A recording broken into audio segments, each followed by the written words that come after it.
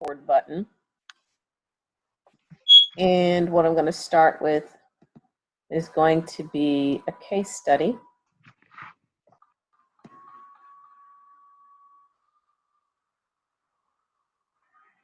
So I'm going to share my screen.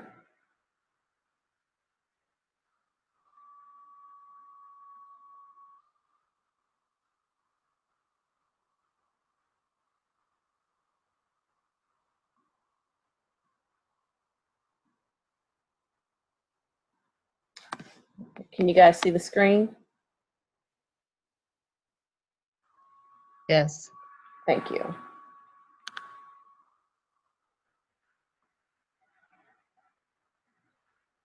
All right, so you're going to have to unmute yourself anyway as you're going to be answering these questions. So let me roll this down just a little bit more. All right, so you have a 65-year-old female that's admitted to the medical floor. She came to through the emergency room. She complained of right lower quadrant abdominal pain, nausea and vomiting, and diarrhea. That's with NVD, times 3 days. Her diagnosis is gastroenteritis. So the ER nurse called the following report to the medical floor. Her blood pressure is 98/50, pulse is 128, respiration is 24, temps 100.9. Lab work is still pending. The nurse reports that the patient has had 2 episodes of vomiting and diarrhea while in the emergency room. A stool sample was sent to the lab for culture and sensitivity. PA received a 500 cc bolus. Admitting orders left by her physician included admit to the medical unit. She's NPO. D5 lactated ringers at 150. She's on bed rest with bathroom assistance. NG tube to low intermittent wall suction, which was inserted while she was in the ER.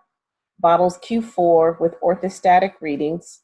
INOs, daily weights, Phenergan, 12.5 milligrams IV push every 4, Demerol 25 IV push every 4 for pain, Reglan 10 milligrams IV push Q12, and Tylenol suppository 650 every 4 hours for temperature greater than 101. So when she gets to your floor, to your unit, this is what she has for her assessment. So before we get to what happens when she gets to the floor, let's go back and look at the scenario. So tell me, what are your concerns in relation to the scenario? She's having right lower quadrant abdominal pain. Okay. And she has gastroenteritis. Okay.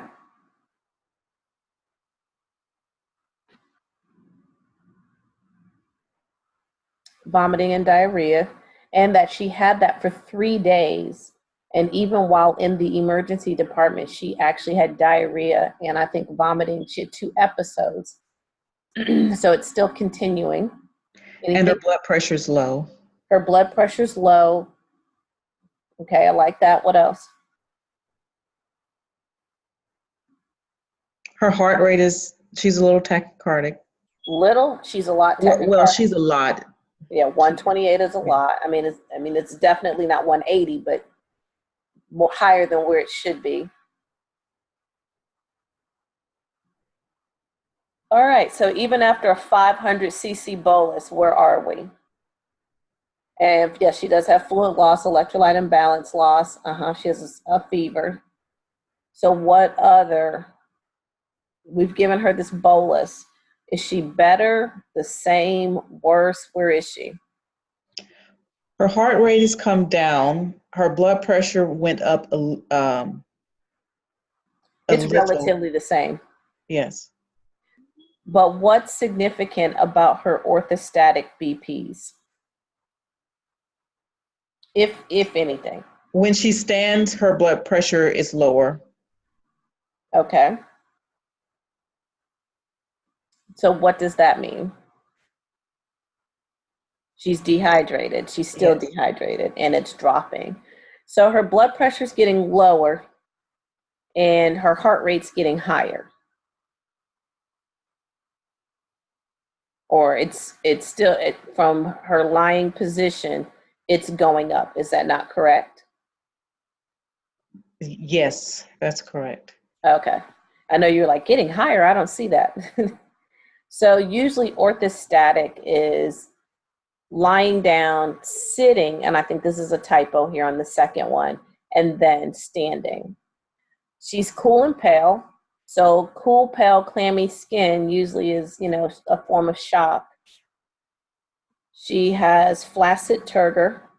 Oral mucosa is dry. And even after she got this bolus, it's not like her vitals really move that much compared to what her initial set of vitals were. So first question, based on the assessment data, what nursing diagnosis or really patient priority would be most appropriate for her?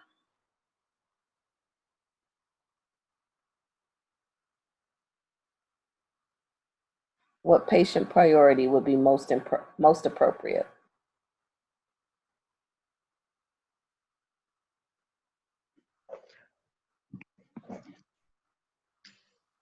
The the blood pressure being low, so she's hypovolemic. Okay. So she would need to get fluids. Okay, so that's based off of perfusion? That's based off of a low blood pressure, the dry oral mucosa, and her skin being cool and pale. Okay, so then the patient priority concept would be perfusion. I'm sorry, Ms. Hudson, could you repeat that? My computer's going off in the background and my smoke alarm. I couldn't hear. No. So therefore, based on this information, your focus, your priority for her is dehydration, but that falls under perfusion, correct? Would that not be a part of your fluid and electrolyte imbalance interrelated concepts? Yes. Okay.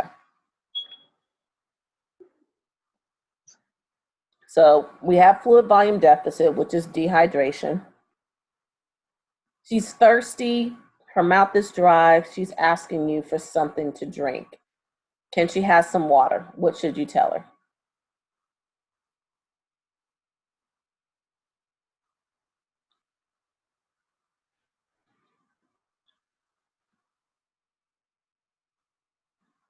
Can we give her anything to drink?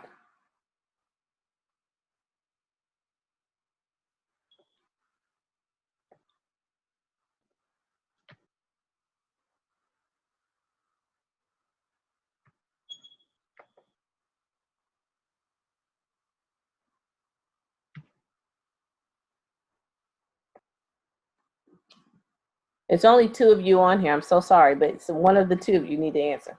Well, it looks like Latricia answered, so I was waiting. Did she? I must have missed that. Yes. That's why I didn't say anything. I have the chat open and I'm looking for it to turn orange, but it's because it's already open. I'm so silly. She should stay NPO. Now what can we do to help her with this thirstiness? Give her something to like wet her mouth, moisten her mouth. What can we do? What kind of nursing assessment? Or nursing action. It's not even an assessment, it's actually an action. Oh, those tips, the swabs. Okay, so swabs, make sure that's okay. All right, so the doctor has ordered that you give her nothing to eat. I will swab your mouth to help with the dryness. So basically oral care. Develop a plan of care based on the nursing diagnosis. What would that be?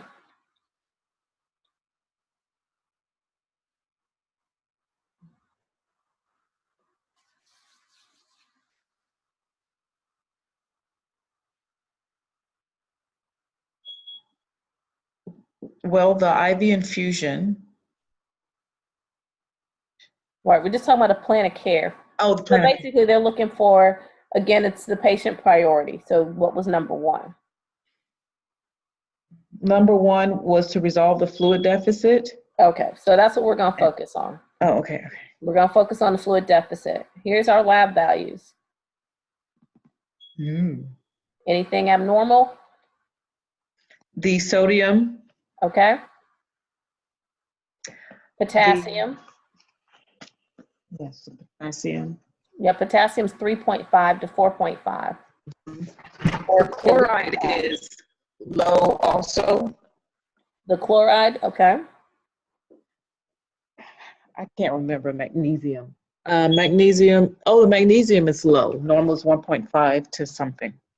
Okay. To 2.5. All right, so one thing you may want to get is a good grasp of what these lab values should be. Okay, what the normals are, because you're going to need those, especially your chemistries, since we're talking about these electrolytes. So what do each of these findings represent? And this is the next question. What is the normal range, which is why I was asking. Mm-hmm. It represents, I guess, because of the excess vomiting, that she's depleting her electrolytes. Okay.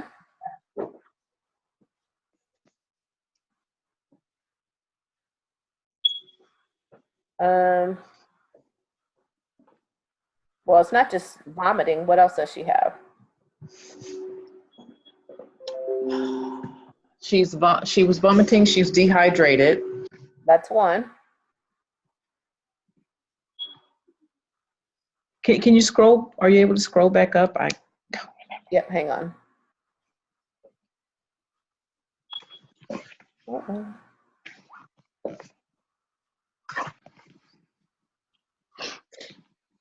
I got stuck here. Just give me a second.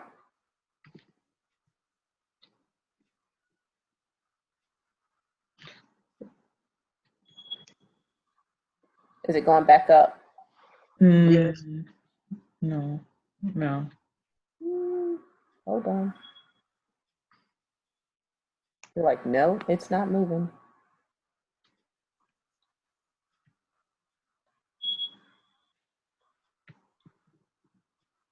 Oh, there it is. Nausea, vomiting, diarrhea is what she had. Okay. And Latricia says she's at risk for shock. Which one? I don't disagree. Secretary? I didn't hear you. Circulatory, maybe? It won't be. So you have cardiogenic. Oh, that's right. And then you have Hypovolemic, anaphylactic. hyponatremia. No, shock. Hey, just give me a second. So you have cardiogenic. That's usually from a heart attack or a heart attack or heart failure. You have distributive, which has both anaphylactic, neurogenic, and sepsis. So neurogenic would be more of your spinal cord injury. Anaphylaxis speaks for itself. Sepsis speaks for itself. The other one is hypovolemic. So hypovolemic. Volume loss, whether it's blood or other losses. Burns would put you into a hypovolemic shock. So it would be hypovolemic.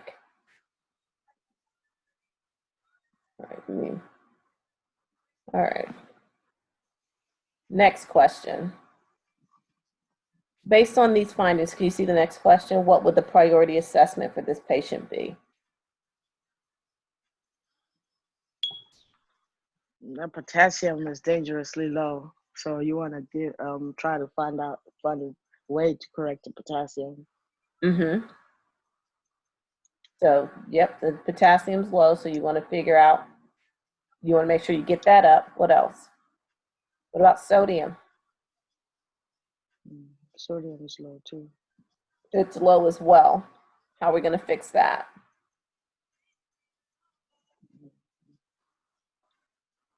Give him some IV fluids. I can't hear you. Sorry, the 3% solution? 3% at 125, not yet. Remember, it's less than 120.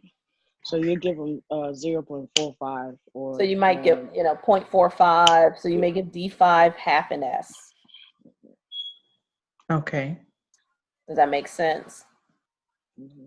Or D5 So why wouldn't you just give or the D5 NS? 0.9, just normal? I said you either give half NS or NS. Okay. So, and we don't know what her glucose is, so we have to wait and see where we're going to go with that.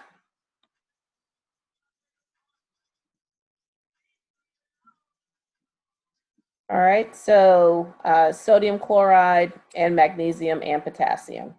So we're going to assess those and then treat accordingly. What medical management might the nurse anticipate for these findings?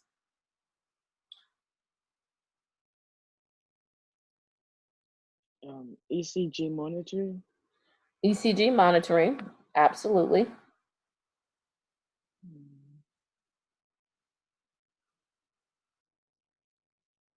With you said medical management. Mm-hmm. Oh yeah. We would also monitor their what do you call that? So once that's put, monitor Safety. the heart. So put them on an a cardiac monitoring device. Okay. We probably do serial labs, serial BMPs, right, or basic metabolic profile. What about bed rest? Well, yeah, she's bed rest because I don't think she's going anywhere puking and pooping.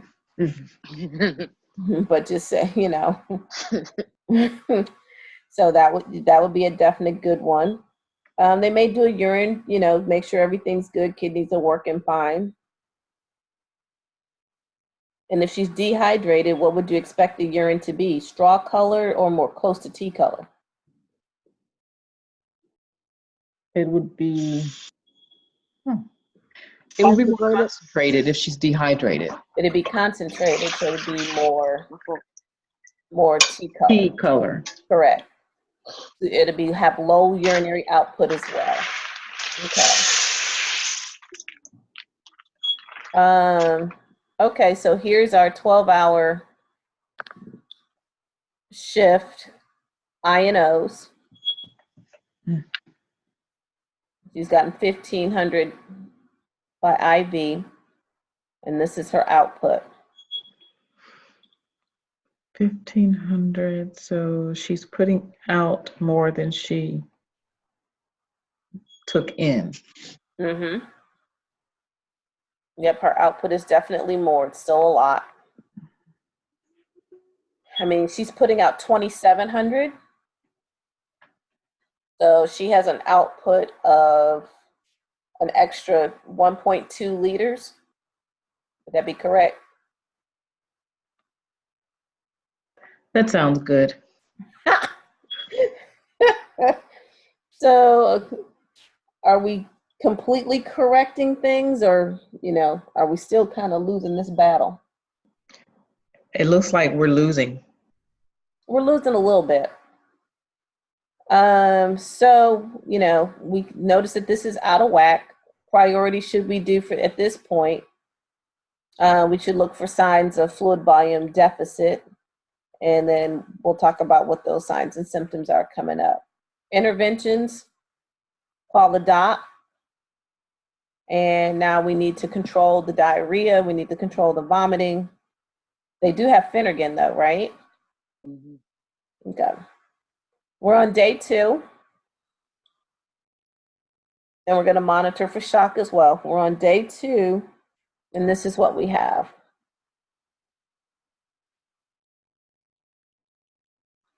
So what's abnormal now, if anything?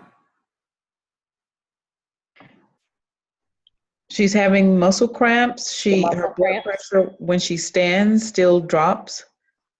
Right, the blood pressure, is she hyper or hypovolemic? Hypovolemic. She's still hypovolemic. All right, so they did a STAT CBC, Chem 7, which is a basic metabolic profile, D-stick, ABGs, and then they call the results to the physician. So what condition might these, what condition might contribute to these findings? I was trying to get to that point. Low sodium, because the confusion comes from the low sodium. Could. Anything else?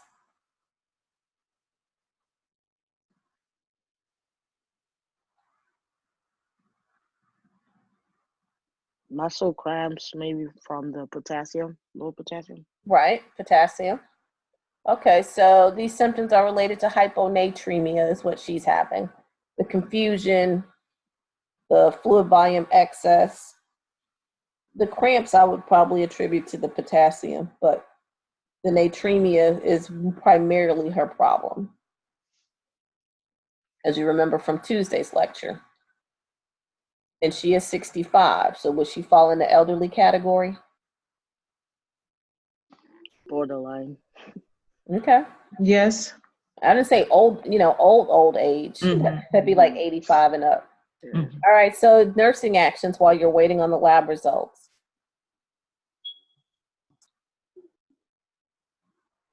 Mm. Get her comfortable. She's a Well, she was little trying to bit get, oh, I'm sorry, I interrupted. Go ahead. Yeah. Go ahead. I was just going to say she's trying to get out of bed, so I would explain to her why it is important for her to not get out of bed. But why is she getting out of the bed? She's anxious and she's not able to lie She's starting to still. become confused. Yes. Okay. So will she really understand that?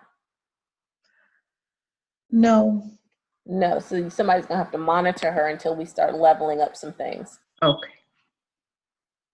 If she was able to follow commands, so this is why we're gonna have to make sure that we provide a safe environment. Because, even if you put the side rails up, she may try to crawl over the side rails or go out the bottom of the bed. Mm-hmm. So make sure the bed's in a low position.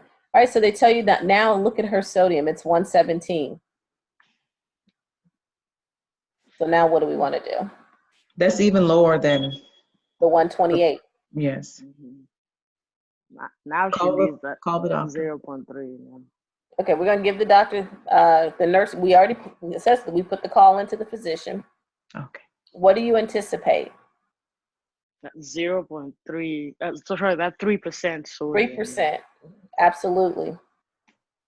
So before we get to the 3%, what's our concern here with the sodium at 117? What was that side effect I told you that would happen if our sodium is like below 120?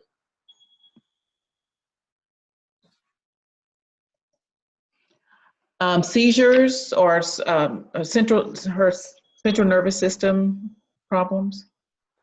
So cerebral edema is the biggest concern. Okay. It's not seizures is correct as well, but the cerebral edema is going to be our biggest issue.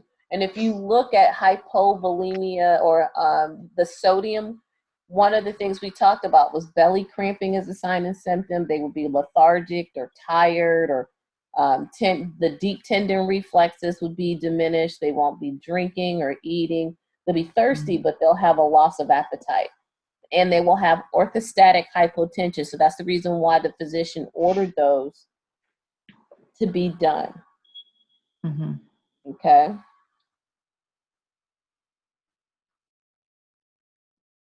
So we're looking at if that sodium continues to go down, then we may be up the creek or down the creek or something or another, but that's going to be a problem.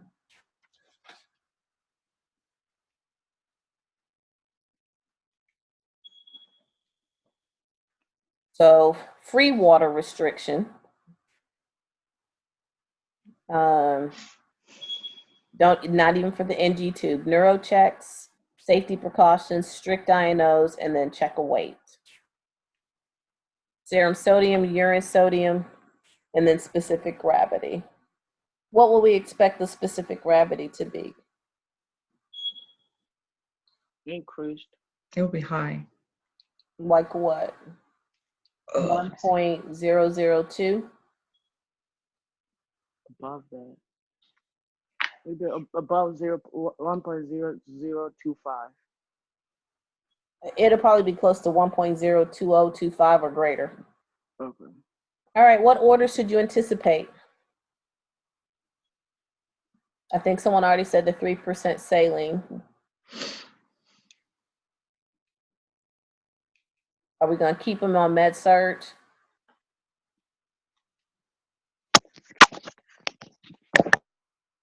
Is this a med surg patient? No, probably. No. So if,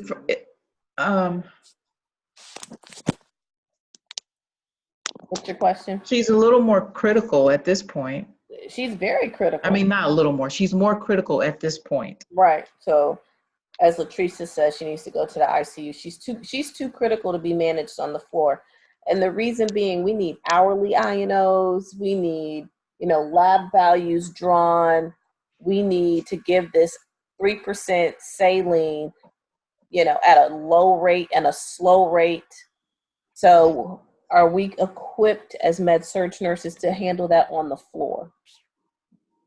No. No. So I would have called RRT so they can come in and get those big gun IVs, which is the rapid response team. I would have called them to get a better IV, so that way we can give this 3% normal saline.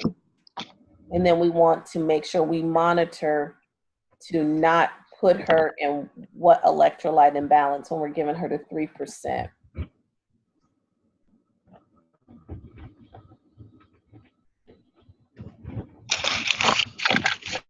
You don't want it to become hypernatremic. That's right. So we're going to be now monitoring for signs and symptoms of hypernatremia.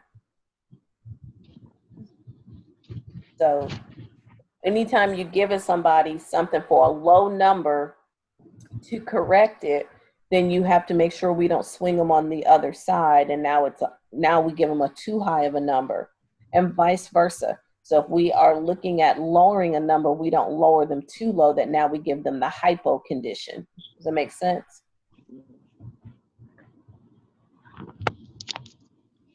Yes. So that was, this happened back on exam 1, but that was something that, that was a question that was asked, and it was about therapy and treatment of either a low condition or a high condition and things that you need to monitor for. You need to monitor to make sure that it's working, but you also need to monitor to make sure it's not throwing them on the other side of the spectrum.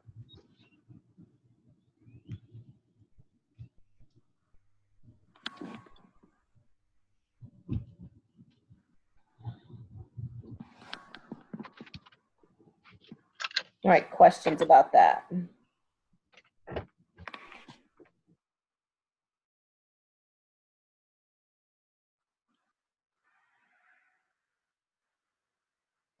I don't have any. Okay. No. Okay. So what other electrolyte imbalances have you guys looked at?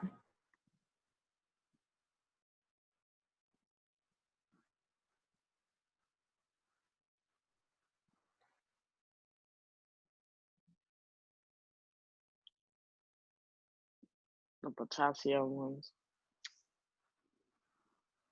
Okay, you looked at potassium. Tell me which one. Tell me about potassium. We talked about the hypokalemia and hyperkalemia. Okay. So tell me about hyperkalemia. We can start there. Hyperkalemia. This is when you have excess potassium, and you have to watch. The causes are usually what you call this? With hyperkalemia, it's more with the causes kidney problems.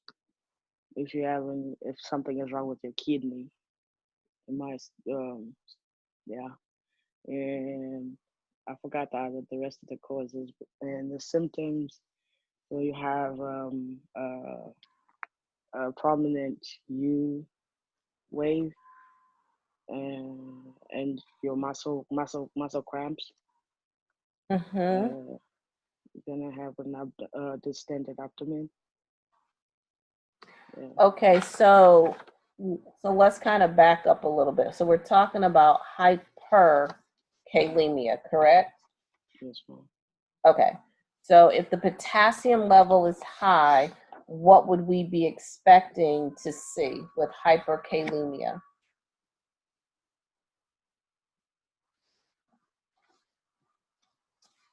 Like, are you talking about the levels or the size? No, we already know the levels are going to be greater than 5. Mm. And once they start hitting 7, then that's a dangerous high. So is potassium in the extracellular or is it in the intracellular fluid? Intracellular. It's inside the cell, so it's the intracellular fluid. And so potassium has moved outside into the extracellular fluid or into the blood.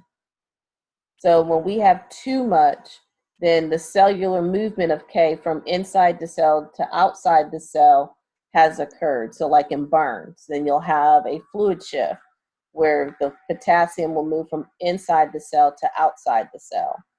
Any type of acidosis or tissue damage, then cells are going to move from inside to outside. Addison's disease or adrenal insufficiency, that results in hyperkalemia. Renal failure, as you already said, results into hyperkalemia. Excessive intake of potassium, so like too many bananas, too many, broccoli, in addition to if you were taking like a potassium supplement, then the kidneys, can stop working and you can end up with an increased level of potassium.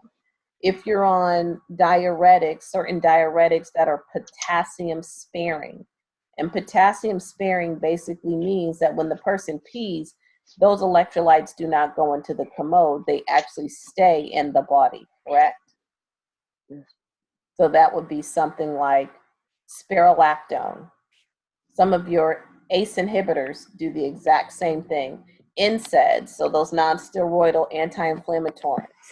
So when we're looking at these, oops, sorry about that, that was my leg. When we're looking at those, then, the first sign that your potassium level could be either high or low, you're going to end up with muscle cramps. The heart does not tolerate very well potassium levels that are too high or too low. So they respond, or the heart responds negatively, okay? Urine output is going to be low or absent. So they're going to be either oliguric or anuric. They can be in respiratory failure. They're going to have a decrease in their contractility of the heart, a lot of muscle cramps and twitching. And then, I apologize, there's somebody out here revving up their motorcycle engine. And then you have things that, the EKG changes. So with hyperkalemia, you don't have the U wave that's in hypokalemia. But in hyperkalemia, you have tall, peaked T waves. So they kind of look like TPs. The P waves are kind of flat. And then the QRS complex is actually wide. And either way, for both sides, you can end up in ventricular tachycardia. So that's the reason why you don't want to have a hyper or hypokalemia. So tall peak T waves, wide QRS, kind of a flat P wave, but those are things that can literally be a game changer, okay? So things that we're going to do to kind of fix this problem, put them on a monitor. We're going to monitor their heart rhythm, their SpO2. If the potassium level is high, then we're going to hold supplements if they're receiving potassium. We're not going to give them any type, say if they were getting IV potassium and it swung the other side, we would stop that infusion. But we're just now going to halt anything that will cause them to retain or to increase their potassium levels. And since it's hard to clear, then they may require dialysis for that, even on a temporary basis. One thing you will definitely see given is something called K-exalate. What is K-exalate?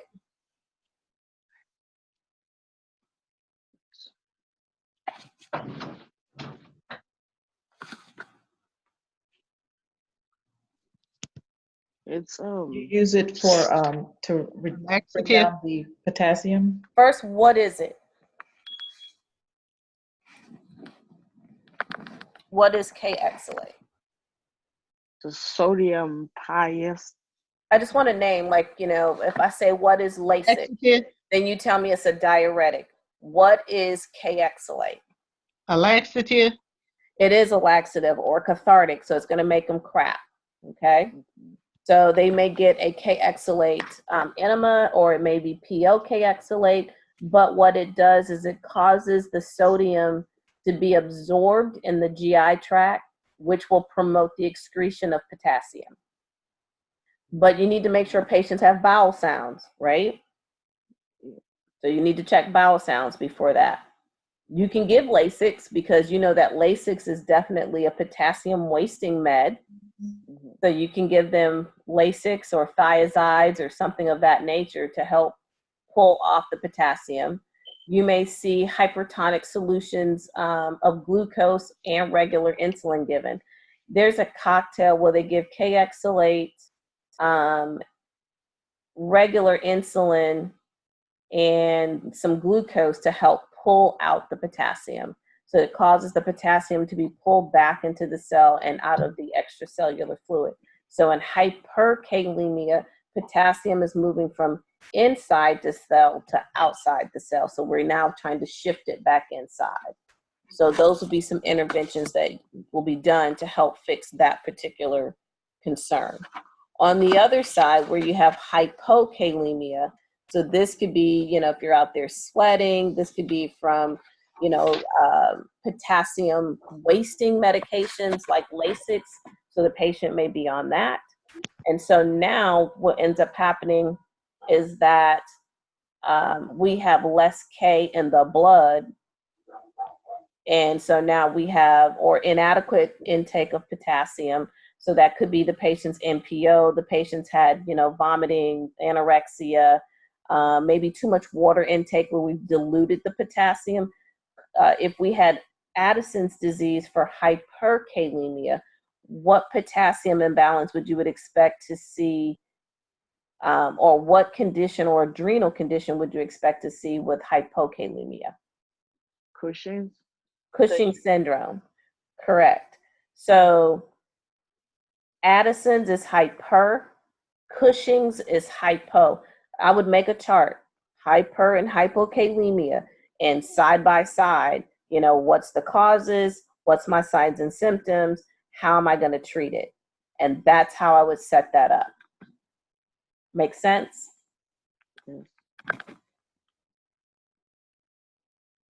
So diarrhea, vomiting, NG suctioning, wound drainage, all of those things are going to drop your potassium level. So that's NG suctioning, not nausea, vomiting, diarrhea, wound drainage, that pulls off potassium as well, and sweating. Other things to shift the potassium from outside the cell to inside the extracellular fluid, that now they'll have an alkalosis, or they have too much insulin in the blood. So if they have too much insulin in the blood, would their blood sugar be up or down? It's going to be up. Down. Too much insulin in the blood, Down. it'll be down. Remember, insulin decreases blood glucose. Lack of insulin increases blood glucose. So if we have too much insulin, then we're going to end up with less glucose in the blood. So potassium and glucose, they actually like each other. So they usually play nice together. If one is up, the other one's up. If one is down, the other one's down. Does that make sense? So how would you go about giving IV insulin? What if, do you give insulin and sugar together? Because you don't want them dropping Okay, too low. two different conditions. Okay. We went from hyperkalemia to now hypokalemia. In hyperkalemia, this is where you're shifting the potassium from out of the blood back into the cell. Yes. And that would be your glucose, your D50 or your insulin and K-exalate given together. Okay. But before you give K-Exolate, you need to check for bowel sounds. Okay. So then I shifted to hypokalemia. Mhm. And now we're talking about the things that cause you to lose potassium. Oh, okay. And since potassium is responsible, or potassium plays a role in impulse conduction, which is the heart, muscle contraction, if you don't have a lot of potassium in the blood for the cells to use, then the systems that are going to be affected is going to be your heart, your kidneys, your lungs, and your gut. So those are going to be 4 areas that's going to be affected the most, which is why I went through, diarrhea, vomiting, diluted potassium. We covered all of those as causes for low potassium. And then I mentioned if you had too much insulin in the blood, so insulin's high, how would it affect glucose? So if you have too much insulin, then your glucose level is low. Okay? When we talked about hazing in the classroom in reference to sodium, the sodium is not the only electrolyte that's affected by fluid. So if, water, someone forced 2 gallons of water down your throat, then you would also have a potassium imbalance, in which the potassium will become imbalanced or low. Therefore, you'll have hypokalemia. So here, things are going to be, kind of slow or low or both. And what I mean by that, your heart rate will be slow, your pulses will be slow and irregular, your blood pressure is going to be low, your bowel sounds are going to be low. Because remember, those are the things that are affected: GI, respiratory, renal, and cardiac. Deep tendon reflexes. So were they high or low in hyperkalemia?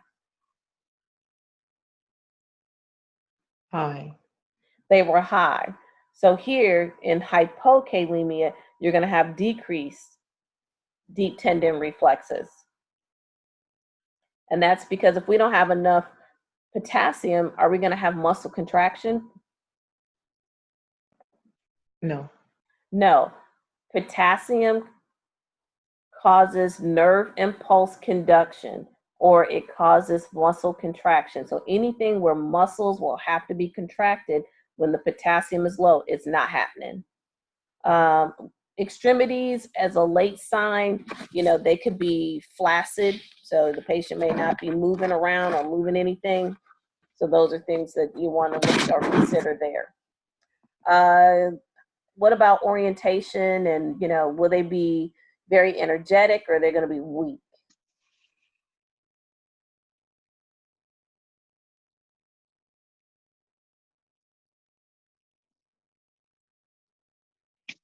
They're going to be weak. Thank you, Latricia. So they'll be weak, they'll be confused, their respirations, will it be high or low? If we're talking about hypokalemia. Low. It's going to be low. Breath sounds. Will you be able to hear those or not? Be shallow. They'll be diminished. Exactly, because remember, the muscle contractions are weak. So GI, cardiovascular, respiratory, and what was the fourth one?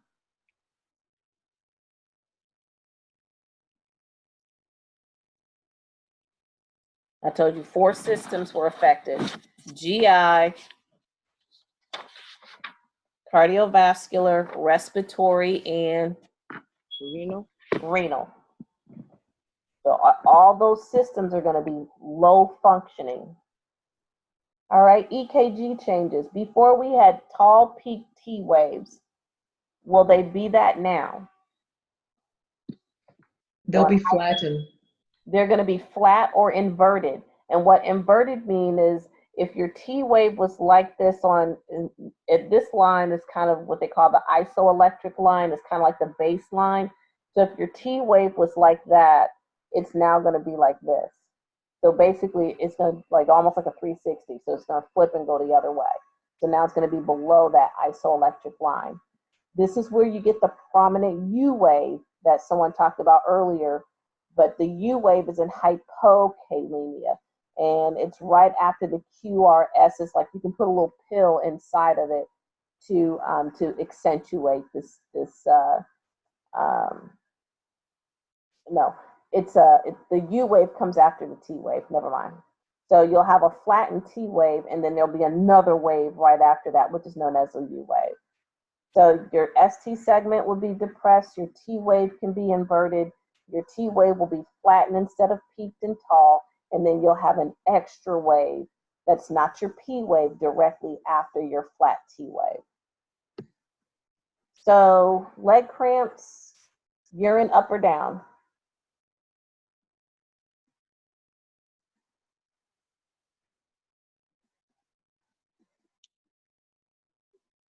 Will urine be up or down? Up. So they're gonna have loss of urine. BP and heart rate up or down? Low BP. I can't hear Low you. BP. Low BP and heart rate. Cardiovascular changes up or down?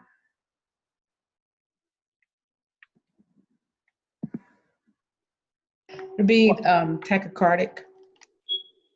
Nope. Remember, I said everything's going to be slow and low. Hypokalemia. Hypokalemia. Yes, Remember, yes. the muscle contraction is not there. It's not in the gut. It's not in the lungs. It's not in the heart. And it's not in the renal system. So if it's not there, we're going to have loss of urine. We're going to have leg cramps, blood pressure, heart rate, respiratory rate. All of those are going to be low. Their level of functioning, their mental status, low.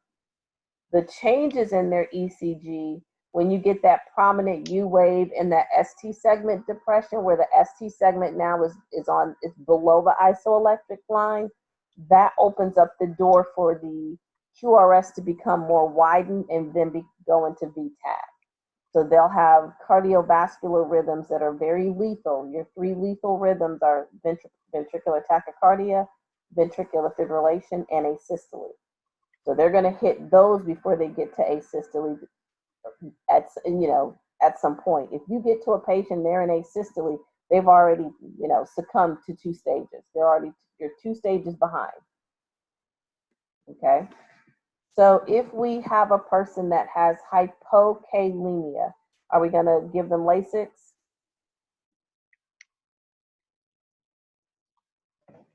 Yes. No. Because they have a lot of urine. No.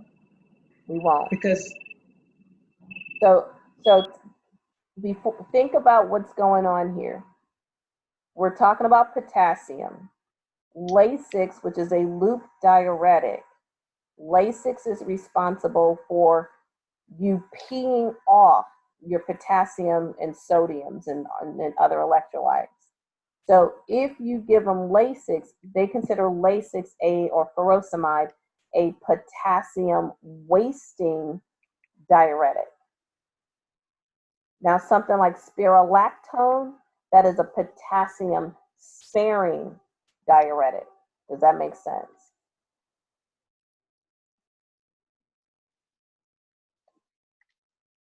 So you got to know the difference between potassium wasting and potassium sparing.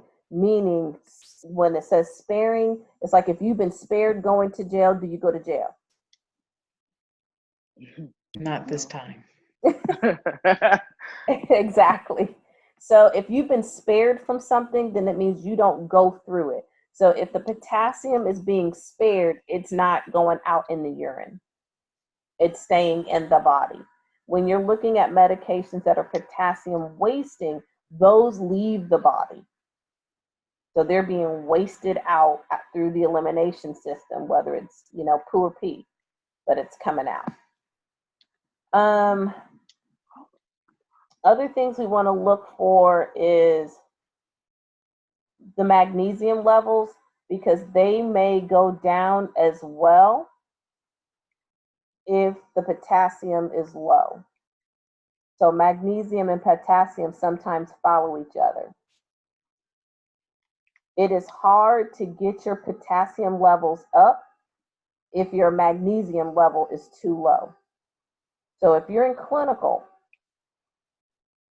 and your patient has both low potassium and low magnesium, then which one should you give first? Magnesium? Give the mag. Give the mag so we can get the potassium up, okay? So mag and potassium go hand in hand. Potassium and glucose go hand in hand, okay? That's why we want to monitor glucose levels. We want to monitor calcium levels because they all play a role in cell transport. If your levels are between 2.5 and 3.5, then they're going to give some oral supplements. So you may get some K-DER, you may get K-Phos, the patient may get K-Lite. So all of those are different medications, but it's some type of potassium supplement. And we want to make sure we give it to them with some food to eliminate having GI upset. Once the potassium level drops to like 2.5, now we're going to do an IV infusion. What's the max we can give of potassium in milliequivalents per hour? What's the max we can give?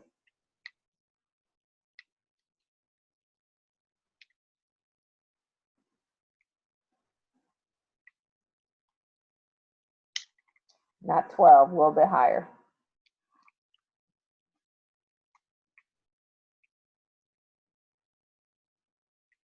Is it 20? It's 20. So we never give more than 20 milliequivalents per hour.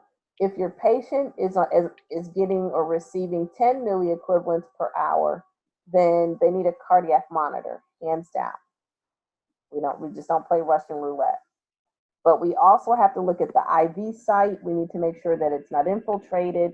We need to monitor the ECG changes, make sure that we're not causing a problem by going on the other side. And you guys should already know, if you don't already, is that you can't give potassium too fast because it burns the veins or irritates the veins. So the patient's going to report that it's a burning sensation, and you could technically lose that IV. So would you put a 22 in? Too small. Way too small. I mean, minimum, you need an 18 gauge. Minimum. Okay? So we're not giving them Lasix. We're not giving them anything that's going to cause the potassium level to drop further. And we want to make sure we monitor patients that have digoxin. So if they have heart failure and they're on digoxin, we want to make sure that, we hold that medication. We're going to check heart rate beforehand anyway. That's our nursing parameters to check the heart rate. What if the heart rate is 50? Can we give it to the patient? Can we give them digoxin if the heart rate is 50? No. No, must be 60 or above. But digoxin decreases potassium, and therefore it can cause them to, or a low potassium, I shouldn't say it decreases, but a low potassium causes the body to hold on to digoxin more, so they can end up with dig toxicity.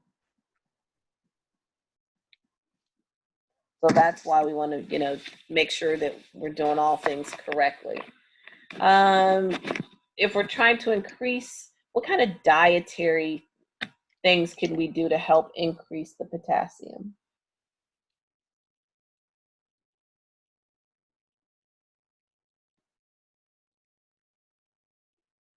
Give them potassium. Did you say to decrease potassium or increase? Increase. Oh, okay. Give them potassium-rich foods. Okay, like what? Apricots, bananas. Potatoes. Say that again. Apricots, bananas. Okay, bananas. Okay. Apricots. Okay. Or avocados. Yeah. What else is rich in potassium? For sure, bananas. That's why a lot of, and I'm not a banana eater, but a lot of people do eat bananas. Avocados is rich in potassium. Spinach. that has potassium. Fish, that'd be a good one. Carrots. Mushrooms, those are all rich in potassium. And there's others, but you need to have at least a good repertoire of, you know, foods that patients can do their replacements from. Okay, give them some choices. Questions about that? All right, let's talk a little bit about calcium. What's the role of calcium? What does calcium do? How do we use it? Where does it come from?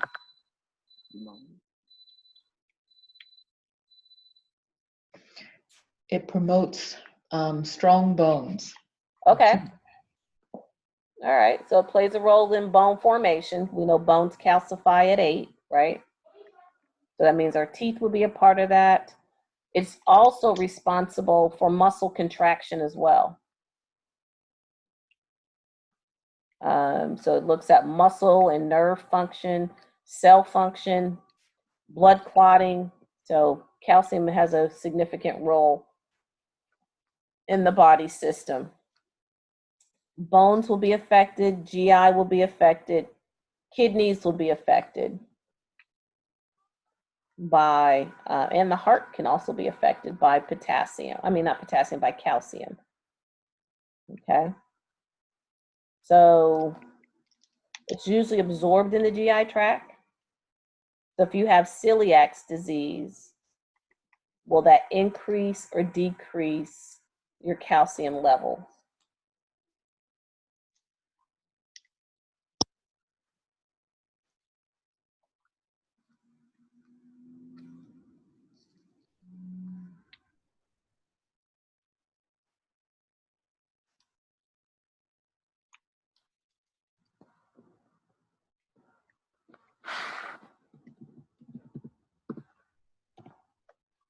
If you have celiac disease, will that increase or decrease your calcium levels?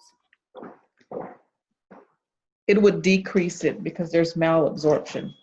Exactly. So if you have a malabsorption problem, if calcium is absorbed in the GI tract and you have a malabsorption condition, then celiac, Crohn's, ulcerative colitis, all of those things, your calcium levels are going to be low.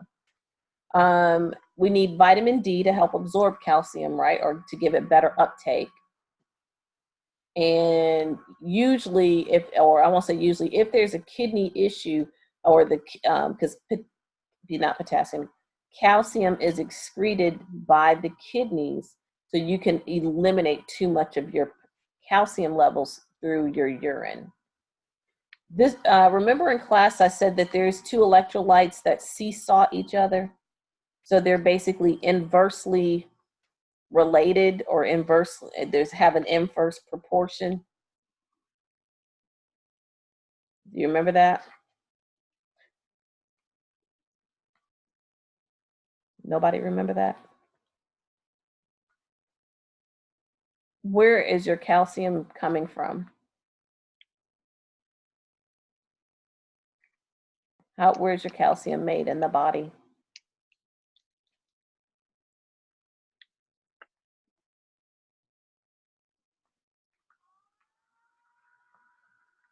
In the bone marrow.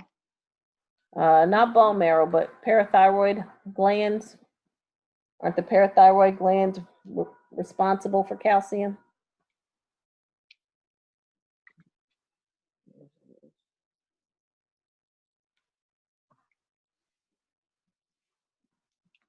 No, yay, maybe.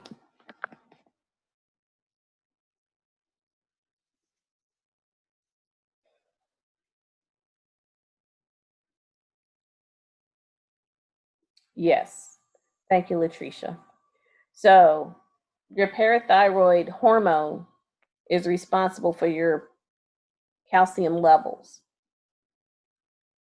So the question was, where where is calcium made in your body? What organ in your body produces calcium? That was the question, Miss Paulette. The electrolyte that calcium is inversely related to, so that what does that mean when you say inversely related or inversely proportionate? What does that mean? If one goes one way, the other goes the other way. So it's like, they're opposite. So when Is it calcium, phosphate and calcium? it is phosphorus. So when calcium is elevated, then you would anticipate your phosphorus levels to be low, and vice versa. So calcium and phosphorus, they affect each other in opposite ways. Okay? So we'll start with low potassium. Why do I keep saying potassium? Low calcium. So with low calcium, we could have an issue with our parathyroid hormone. We could have had surgery. We could have had radiation. We could have had, the thyroid removed. Not having enough adequate food intake. So usually patients where we see that would be your alcoholics and your bulimics, because I remember they intake and they binge and purge. Wound drainage, especially if it's in the belly. So if they've had belly surgery and they put a wound drainage on it, remember what else comes what else decreases with wound drainage? Or what are some other concerns? We talked about that a little bit ago.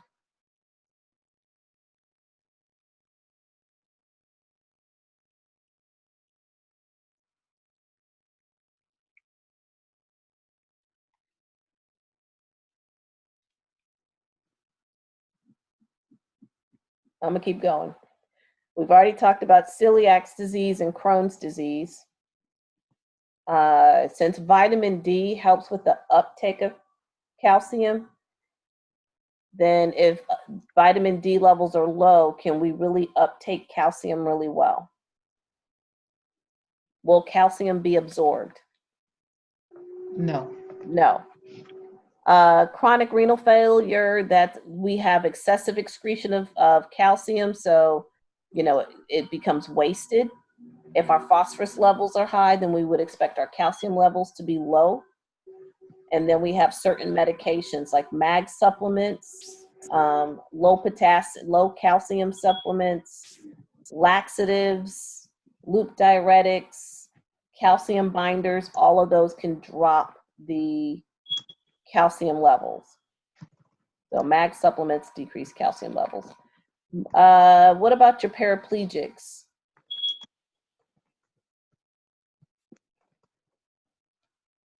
Or someone that, maybe have broken their leg.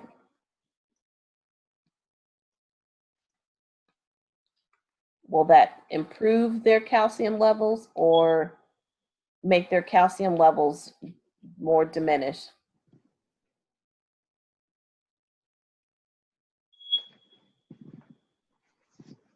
It would diminish them. It will diminish. So, mobility issues.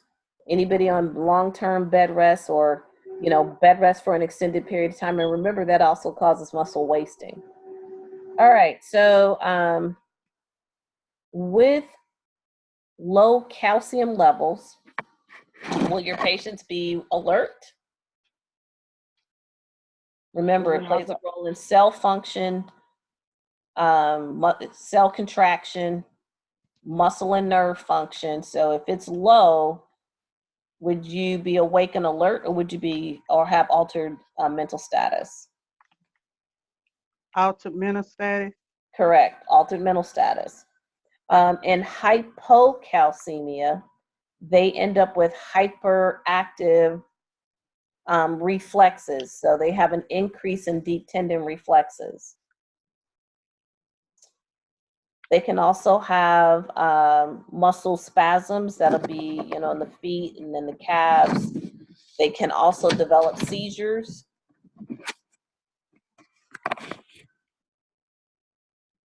And then there's two signs with hypocalcemia.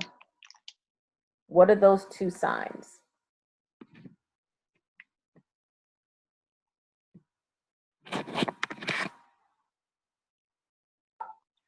Chavoxines and Trousseau's. So Chevet's sex sign and Trousseau's sign. So what is Trousseau's sign?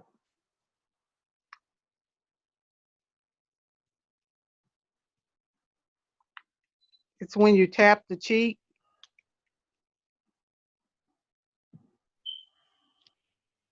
And there's twitching.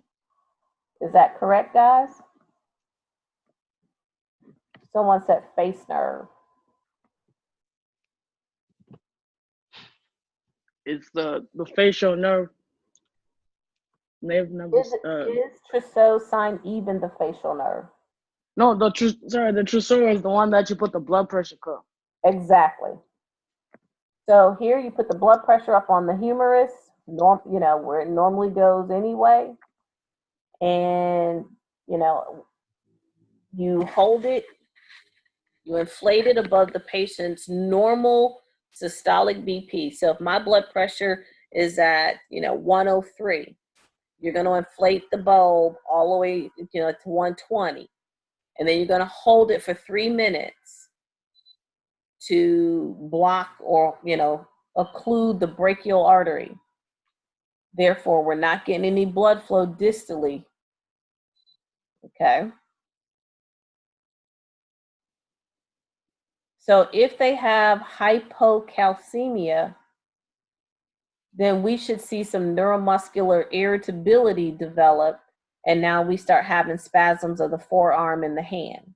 So the hand basically is going to flex. With Chevet's text sign, we have hyperexcitability to the facial nerve. That's the one you were talking about originally. What cranial nerve is the facial nerve?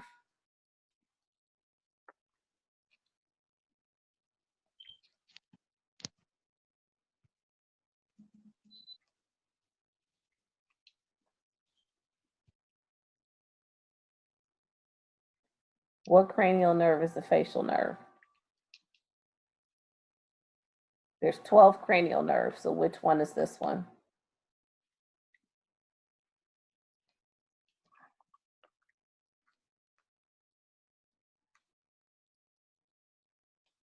Seven. That's number 7. Oh, sorry. Yeah. So when you tap the jaw angle in front of the tragus, so here's the tragus right here, this little piece that pops out when you feel your ear, you have your earlobe, and then right above it is right in front of the temporal artery. So when you tap right there at the angle, that masseter muscle will then start to twitch. Your lip and nose will twitch, and it'll twitch towards this side over here. So the side that you're tapping, then your nose or lip should twitch that direction. So since we have these issues, would we put them on fall precautions?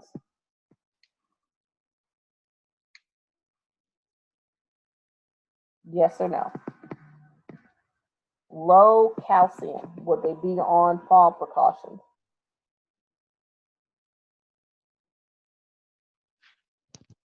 I would say yes. Absolutely, because they're at risk of a bone fracture. We're also going to look for laryngeal spasms. That's where the glottic opening is. And that's where we can actually close off the trachea. We need to give them some calcium. So what calcium are we going to give them and how? Would it be calcium gluconate? It'll be 10% calcium gluconate. We're going to give that fast or slow. Slow. Slow. PO or IV. IV. It'll be IV. So IV calcium gluconate slowly. And we're going to have them on a heart monitor. We're going to, you know, assess our respiratory, cardiovascular, GI, renal. So all those systems where calcium is absorbed normally before we have a problem. Since, you know, calcium is also irritating to the veins, just like potassium. So we need to be assessing the IV for signs and symptoms of infiltration, phlebitis, and things of that nature. It can also cause the tissue to slough. If your patients are on digoxin, we're going to monitor them closely if we have to give them calcium gluconate. We can also give them calcium and vitamin D supplements. So we can give it after a meal since it's absorbed in the GI system, and we can also give it at bedtime with a large glass of water.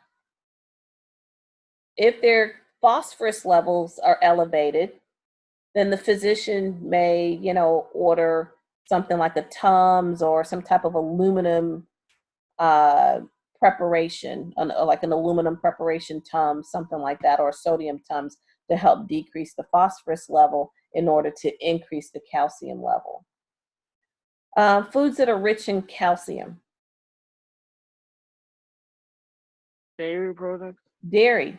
So your milk with your vitamin D, your cheeses, your yogurts. What about green leafy vegetables? Which ones? Broccoli. Green leafy. So that'd be like your spinach, your collard greens. Those are high in calcium.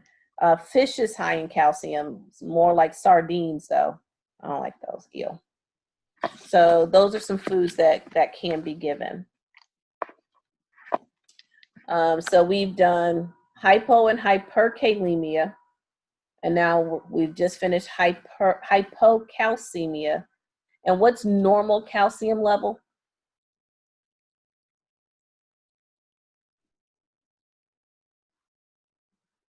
8.6 to 10. 8.6 to 10. So if we're talking about hypo, then it'd be like 6, 7, right? 5 through 7, that would be low. Hypercalcemia, this is where now the calcium level is greater than 10. So if we had our parathyroid hormone that wasn't working well for hypo, what's going on with our parathyroid hormone now, or even our parathyroid gland?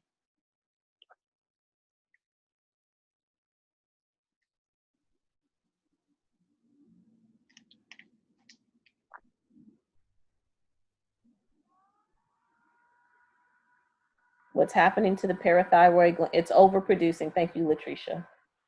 So we have too much production that's happening, and it's being dumped into the blood system. A lot of intake of calcium, so a lot of dairy intake, a lot of vitamin D intake or calcium tablets intake. What about your folks that take glucocorticoids? How does that affect calcium levels?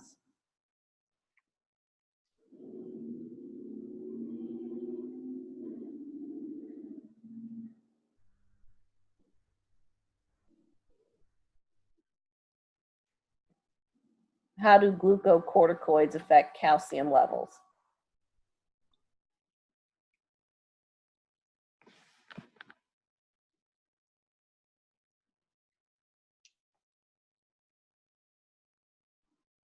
Does it compromise it? What do you mean by compromise? Any type of steroid immunocompromises certain systems of the body. Okay, so does it increase or suppress the absorption of calcium? That's my question. Suppress? It's going to suppress it. So that's going to, when it suppresses the absorption, then too much is left in the blood. Since the parathyroid hormone is embedded behind the posterior portion, or embedded on the posterior portion of the thyroid gland, so even if your thyroid gland has overproduction, then that's going to cause your calcium levels to go up as well.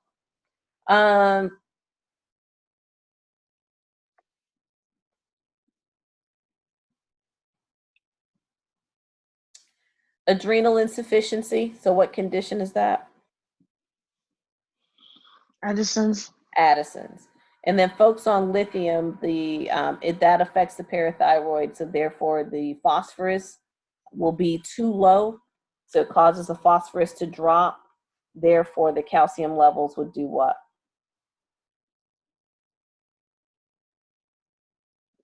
Decrease. Say that again.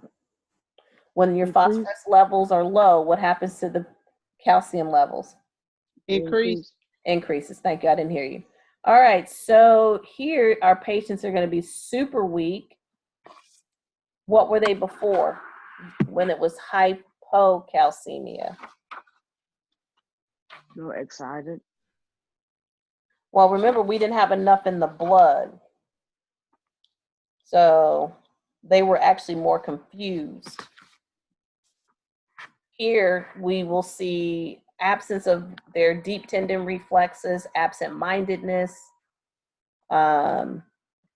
abdominal distension, a lot of EKG changes. So if the stuff is in the blood, then that means it's not where it needs to be. It's hypercalcemia. It means there's too much in the blood. Kidney stones can develop. They're super tired, super weak. They still are fall precautions. Then we want to give them foods that are rich in potassium. Rich in calcium. So we're going to give them calcium-rich foods. So all the things we talked about before, those collard greens and all of that, because those are the things that we are going to avoid. So when we talked about calcium foods to give them to raise the level, these are the foods we're going to stay away from. We're going to stay away from the vitamin D supplements. We're going to stay away from the calcium supplements. We're going to stay away from all the dairy products. We're going to stay away from the cheeses. What can we give them to absorb calcium? What can we give them, not to absorb calcium, to allow calcium to be absorbed? What medication can we give them that allows calcium to be absorbed? Calcitonin.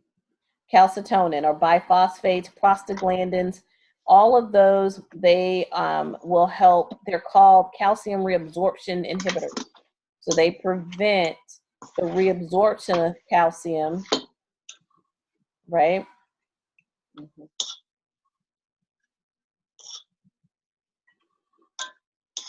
We're trying to get it out of the blood back into the respective areas. Dialysis for severe cases. Oh, we lost our people. We're only down to 3.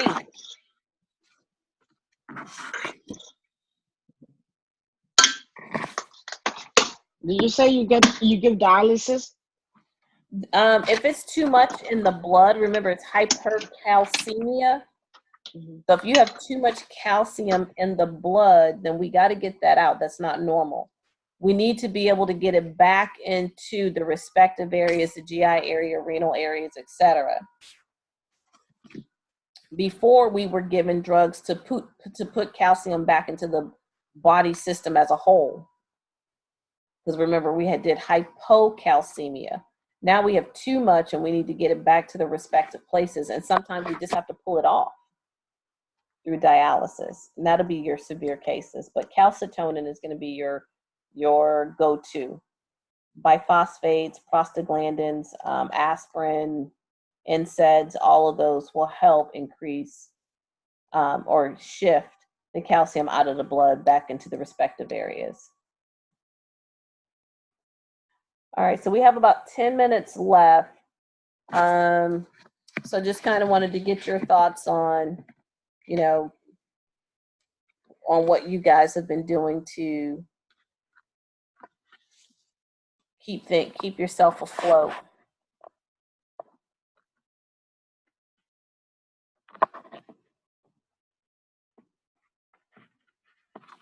Who's done the 82-year-old guy? Who's done that guy in your textbook?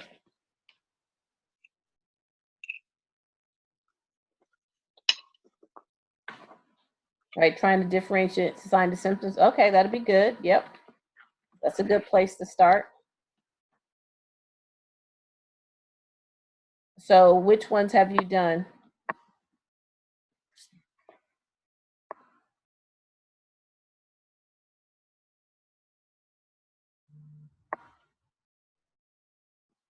Which of the electrolyte imbalances have you been trying to differentiate?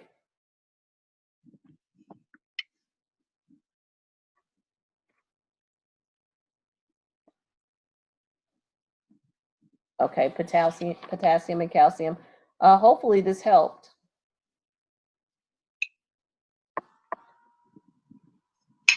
They are similar, but remember the weakness, if it's in the blood, then it's not in the muscle where it belongs. So those areas are going to be, weakened. And I'm speaking specifically of calcium. So the weakness of the muscles will be super profound. Absent refluxes, absent-minded abdominal distension, kidney stone formation. Those are all things that you can see with calcium. So we want to make sure we hydrate them to decrease their stone formation, safety precautions, decrease the calcium-rich food so that we're not causing the problem. And then we give them something like calcitonin to help regulate. So if you think about where things should be, like the roles, what is the role of calcium and how does it function, and what things it works on, and if it's not in that system, then you're going to have those deficits in that system. Does that make sense?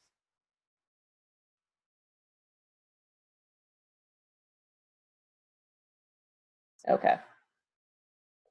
So, where have you all, where else has everyone else gotten? We have also a question. I forgot to ask it when we were doing hyperkalemia. This says in the book it said heparin is one of the causes for hyperkalemia.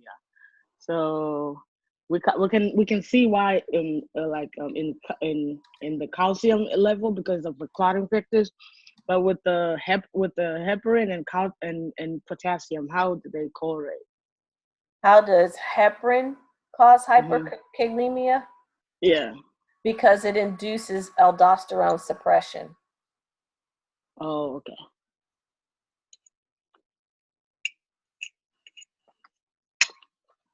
So when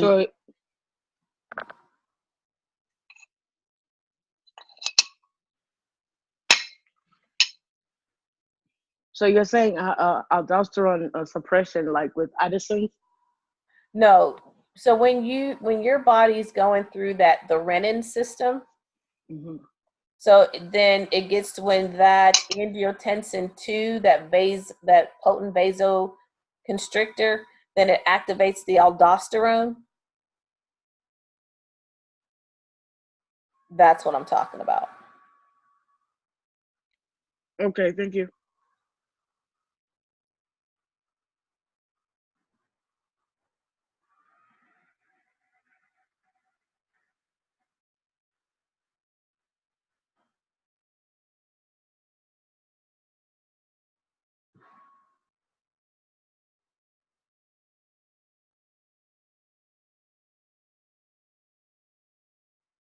Okay, hold on, I think there's a question here. Hang on. It's not impairing heparin. The heparin is working. So it's just affecting other systems.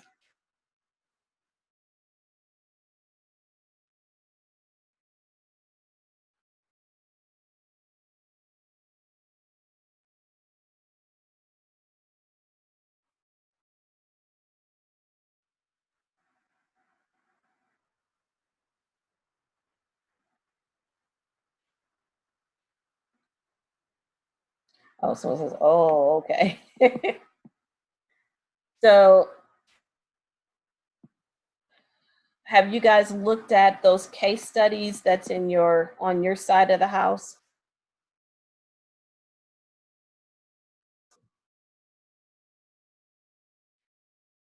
Yay, nay?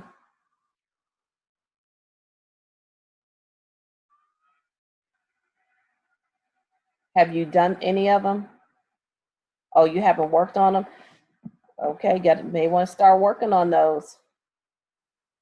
I mean, this is a lot to digest. So if you wait till the weekend before the test to work on it, I'm just going to say you're going to be upset with yourself. So I would probably, not wait that long. I'd start working on that stuff now, start getting a better handle on it. I mean, even in the hour and a half, we covered hyper, hypo, kalemia, hypocalcemia, and 1 case study. And we still haven't gotten to MAG. We still haven't gotten to fluid volume excess or fluid volume deficit. Trying to think of the other ones. I feel like I'm leaving something out. So, I mean, Phosphotemias. say that again. The phosphotemias. We haven't talked about the phosphorus. We haven't talked about MAGs. We haven't talked about the FEV and FVD. We did do that one FVD one. We did the fluid volume deficit, but we haven't talked about the fluid volume excess. So, you got to start going through those case studies. You can't be waiting for class. And I can't say we will get to them all, to be honest.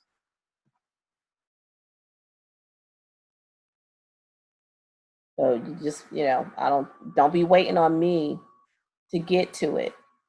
Other things you can do is go to the J2 DCCCD and listen to the Zoom sessions as well. So whatever we don't get to.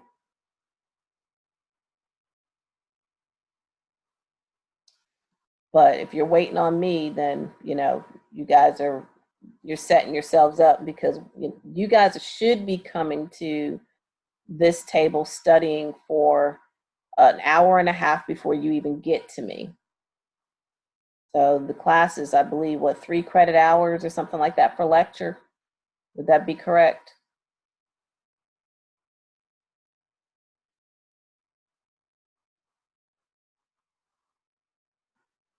Yay, nay, maybe.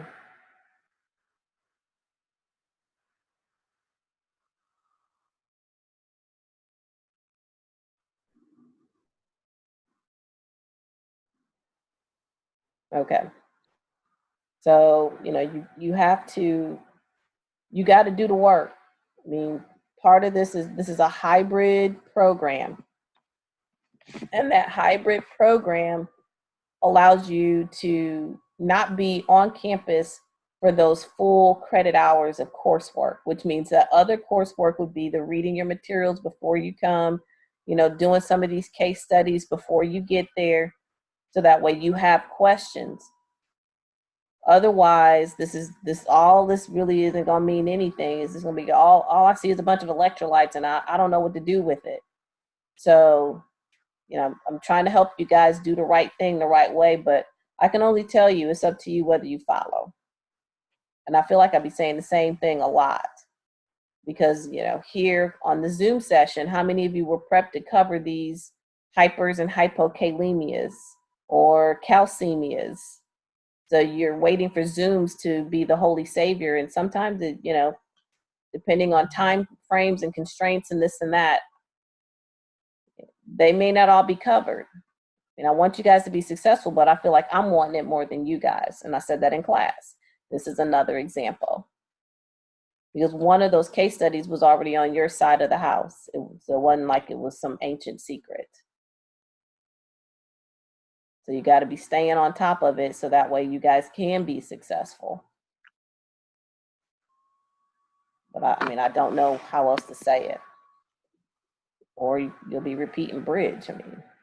That's really the end result to that. So, all right, well, if there's no other questions, then we will conclude for the day. You guys study well, and we will catch up. I'll see you guys Tuesday. Hopefully you're preparing for coping and cognition, because we're going to be hitting that as well. All righty, guys. Try to enjoy the weather. Stay dry. Thank you. You're welcome. Bye-bye.